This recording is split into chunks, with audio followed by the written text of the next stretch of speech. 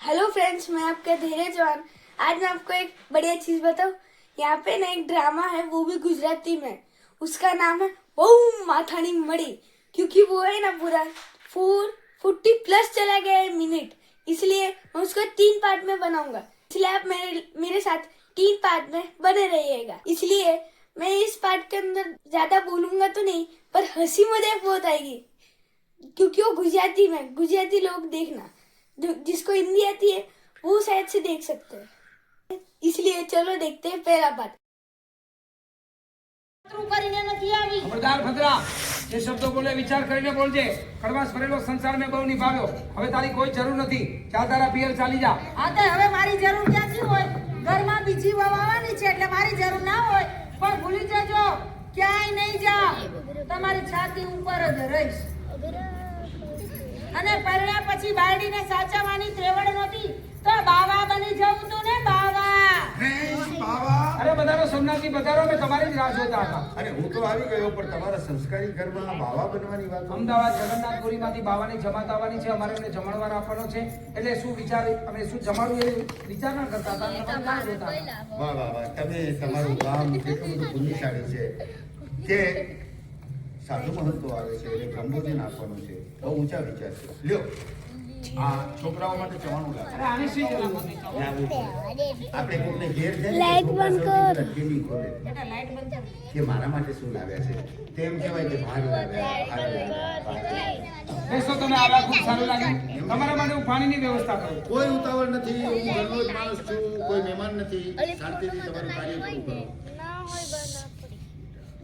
અહીં તો કહેવાય એવું જ નથી, છતાં ટ્રાય કરીએ. ભદ્રા, શું છે?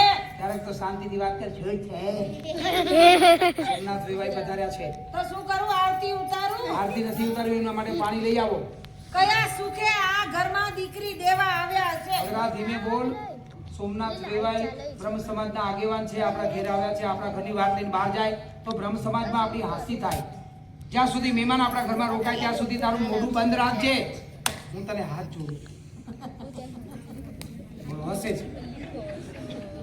એ આ ભાડા જેવા ભાડા દઈ અને આ બાયડી પાસે હાથ છોડતા શરમાતા નથી. તારા જેવી છે ને બાયડી મળી હોય ને હાથ તો શું પગમાં લાંબા થઈ જવું પડે. બંધ કરો બેટા, આંખ ઉપર આવે. એ બેટા, આ લાઈટ બંધ છે. તું શૂટિંગ કર, પણ લાઈટ બંધ કર દે બેટા. લાઈટ ચાલશે, બંધ કર દે. હા ઠીક છે, જઈએ છીએ. મુઆ કડવી વેલા બધાય કડવા. તમારું જાય તમારું. હાય હાય હાય હાય. એટલે વાતાવરણ ચોખ્ખું છે ને, તડાકા ભડાકા છે ને થાય. ટીવી નો અવાજ આવ્યો, ટીવી ચાલુ છે એનો અવાજ આવ્યો, બીજું કઈ નથી. આ ટીવી નો અવાજ છે. હા, આપણા ટીવી નો લાભ બીજા લઈ જાય એટલું બધું વૈજ્ઞાનિક થોડું ન થાય. બેનો સિરિયલ જોવે છે, કઈ ના કહેવાય. બેનો સિરિયલ જોઈ રહી છે. સાત નિભાના સાથિયા. હા. કોયલી વાળી. આ જુઓ ને, તમારા પિતાશ્રી વિશ્વનાથજીની મારા ઉપર ટપાલ આવી હતી. એમને મને સ્પષ્ટ લખ્યું હતું કે હું યાત્રાએ ગયો છું, મારી હાજરી ઘરમાં નથી, અને આપણે જે શંભુનું વિશાળ કરવાનું છે એ વિદ્યાભ્યાસ માટે કાશી જવાનું છે. મારો મોટો પુત્ર ઘરે જ છે, જે બાપની જગ્યાએ છે. તો તમે જઈ અને સગાઈની વિધિ પૂર્ણ કરી લેજો. આપનું નામ? જે મારું નામ ત્રિલોક, હું એમનો મોટો દીકરો. જય પરશુરામ. જય પરશુરામ. અને જેની સગાઈની વાત કરી રહ્યા છીએ, નાનો ભાઈ શંભુ. જય પરશુરામ. જય પરશુરામ. બાબા, છોકરો ખરેખર ખૂબ સંસ્કાર. તમારી દીકરી અમારા ઘરમાં દુખી નહીં થાય. અરે કેવી વાત કરો છો! મને તમારા ઉપર ને તમારા ઘર ઉપર સંપૂર્ણ વિશ્વાસ છે કે મારી દીકરી આ ઘરમાં દુખી તો નહીં. પંડિતજી, તમારો વિશ્વાસ આ ઘર પર કાયમ રહેશે. તમારી દીકરી આ ઘરમાં સુખી નહીં. શંભુ! કારણ એટલા જ માટે કે ગરીબની ગાય વધ સ્થાને જતા અટકે એટલા માટે. શંભુ આવા શબ્દો કેમ બોલે? એની એનો વિચાર એવો છે કે પેલા કાશી વિદ્યા અભ્યાસ માટે જવું છે, ત્યાંથી પાછો આવશે, ત્યારબાદ લગ્ન કરશે. એ કહે છે કે હમણાં મારે લગ્ન નથી કરવા. વિદ્યાભ્યાસ પૂર્ણ કરવો એ તો ગર્વ લેવાની વાત છે, પણ લગ્ન નથી કરવા એનું કારણ મારો સંસાર જોઈને રાજી થશે.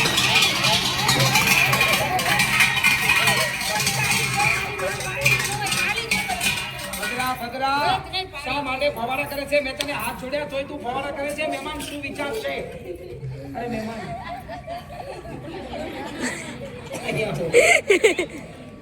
અમે કેવા ઠંડીના એકદમ મુઠીઓ વાળીને ભૂગ્યા. હું શું, મારો બાપે ભાગે. આ ઓચિંતાનું ખણીને કરતું આવ્યું. મને એમ કે કોકની ગાય છૂટી પડી અને આપણને શીંગડે ચડાવે એના કરતાં સુરક્ષિત જગ્યાએ જતા રહેવું સારું. પણ આ ગાય નથી, આ તો ભયંકર બાઈ છે. પાડોશમાં જઈને પાણીનો ગ્લાસ ભરી આવો. એટલે તમારા માટલા તમે પાડોશમાં અરે રાખો. નહીં માટલા થોડા પાડોશમાં હોય. તમારા માટે પાડોશમાંથી ઠંડુ પાણી મગાવ્યું. ફ્રીજનું ઠંડુ પાણી તમને પાવાનું. વાહ વાહ વાહ, આ ઠંડીમાં પાણી ઠંડુ ને બામ ઠંડુ. ભદ્રા ઘરમાં પીવા માટે પણ પાણી નથી. તે જોતા નથી પાણી ભરવા જતી હતી. ખબર હતી ઘરનામને કે આ સોમનાથ વેવાય ગુડાવાના છે. ગુડાવાના ન આ ગુંડાવાના છે એટલે પધારવાના છે. એમને કહો ને સારી ભાષા વાપરો. પધારવાના છે કે આવ્યા છે એની કે આ ગુંડાવાના છે એટલે શું? એમની ભાષા જરા કડક છે. એટલે વાત પકડી જાય છે એવું છે? હા તો પીવા માટે થોડું પાણી રાખવું જોઈએ. ઘરનામને નાવા માટે બબે બેડા પાણી જોઈએ. 2 બેડા ભર્યા હોય પછી નાવા બેસી જશે. પછી કહે છે ઓમ નમઃ શિવાય. જાણે કે ભગવાન એમના માટે વિમાન મોકલવાના હોય. ભદ્રા ઓય મારી રે, ઓય બાપા રે, ઓય ગાડી, ઓય બાપા, ઓય ખોટા ભવાના વાહના જો અવાજ કાઢે છે, બંધ થઈ જા.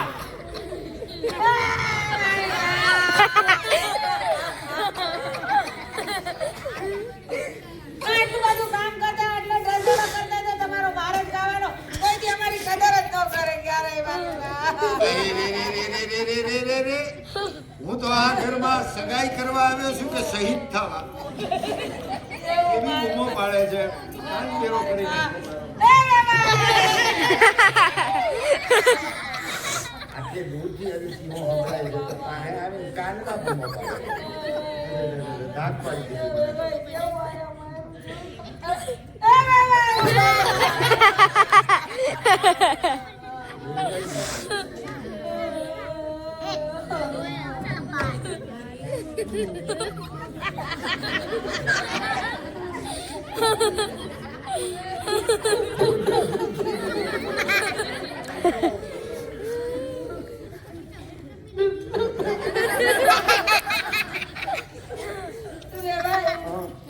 તમે જોયું ને તમારા ભાઈ કેવી દુબળી પતલી થઈ ગઈ.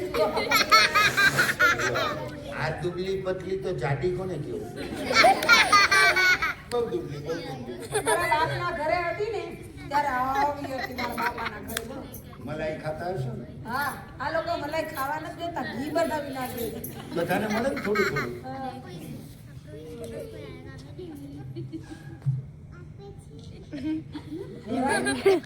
તમે અહીંયા દીકરી દેવા આવ્યા છો? હે?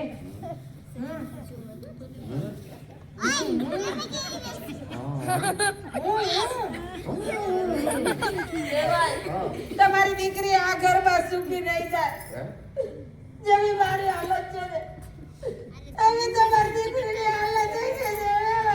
સાચું કહું છું, મારી વાત માનો. તમારી દીકરી આ ઘરમાં જે કરે તમે કેટલું કામ કરાવશે, ખેતરનું કામ કરાવશે, ધાન વાંચીદા કરાવશે, કયા બેંકોના કામ કરાવશે, ખેતરમાં નીંદવા મોકલશે, વાઢવા મોકલશે. તમારી દીકરી આ ઘરમાં ન દેતા હેરાન પરેશાન થઈ જશો. તમે મારી વાત માનો, તમે મારી વાત સલાહ માનો. તમે સમજ્યા કે ન સમજ્યા આ તો બૈરું છે, શીખોતરું. સમજી ગયો. શંભુના શબ્દોનું માપ બરાબર આપી ગયું. હવે તમે જ કહો, એવો કયો અભાગ્યો બાપ હોય કે ઘરની આવી હાલત જોયા પછી પોતાની દીકરી આ બીજું તમે હાથ ન ઉપાડ્યો તો કાંઈ ન થાય. આમ હાથ જુદું કરીને એમાં આ બધું વાતાવરણ બગડી. લો ભાભી પાણી. હવે મને શાના આપો છો? આપા દીકરી દેવા આવેલા બાપને એટલે પાણી પીને ચાલતા થાય. ત્રિલોકભાઈજી, એક વાત પૂછો. આ શ્યામલા તારી દીકરી છે? આ એમના જ દીકરી છે. શ્યામલા આ એમના દીકરી? એમના જ મોટા દીકરી છે. તો એમને ઈચ્છા છે તો 2 ને 4 શબ્દો કયો. જે કંઈ કયો એ તમારા જોખમે. હે અમારી કોઈ જવાબદારી નહીં, કંઈ પણ થાય તો. મારા જોખમ એમ થાય કઈ મારામારી થશે? મોળો ના જ જાણે. એવું કઈ થાય તો તમે 2 ભાઈઓ મને બચાવજો. 108 ને લઈને આવું. એટલે 108 ની જરૂર પડશે. હું તો કોઈના ઘરમાં આવ્યો છું કે એક્સિડન્ટ ઝોનમાં આવ્યો છું? શ્યામલાલ મારા મિત્ર છે, આ એમના દીકરી છે. શિખામણ આપી એ મારી ફરજ છે. પછી 108 આવે 508 આવે, શું ફેર પડે છે? શિખામણ તો આપી. ભદ્રાબેન, શું છે? તમારા બાપ શ્યામલાલનું નામ 5માં પૂછાય છે અને તમારા આવા હલકા વિચારો. તો મેં ક્યાં તમને કંકોત્રી લખી હતી કે શિખામણ દેવા આવો, પાણી પીવું હોય તો પીવો, નહીં તો ચાલતા થાવ. વાહ વાહ, મોટા ઘરના છોરુના સંસ્કાર બહુ ઊંચા, બહુ ઊંચા. વાહ વાહ વાહ વાહ. આ મરવાનો થયો છે કે નહીં?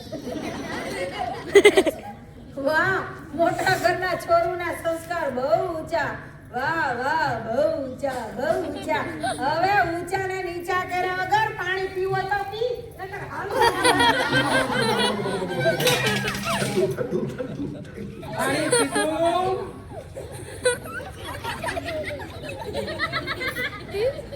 આખા વર્ષનું કીધું. બધા મોઢેથી પાણી પીએ, મેં નાકમાંથી પાણી પીએ. હવે રોકાઈ જાઓ. કેમ ડૂબાડવો છો? તમારી આજ્ઞા સ્વાગતા કરવાની બાકી છે. થઈ ગઈ, થઈ ગઈ. આગતાય થઈ ગઈ, સ્વાગતાય થઈ ગઈ. કાંઈ કરવાની નથી. મને જવા દ્યો એટલે બસ છે. આ તો ભૂલથી આ ઘરમાં આવ્યો, બાકી હવે કોઈ દી નહીં આવું. કોઈ દી નહીં. રોકાઈ જાઓ, લાડવા જમીને જજો. લાડવા.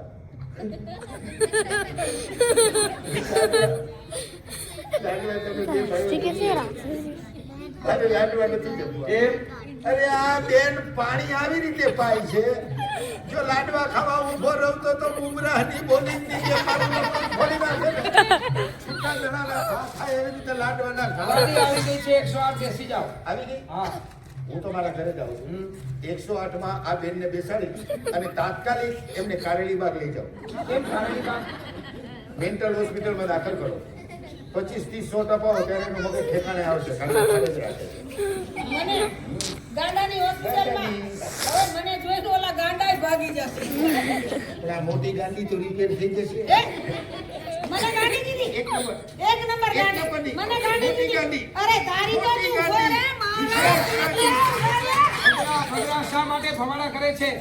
તારા પ્રતાપે મારા માતા પિતા યાત્રાએ ગયા, મારો ભાઈ શંભુ કુંવારો રહ્યો, છતાં હજુ તને શાંતિ નથી.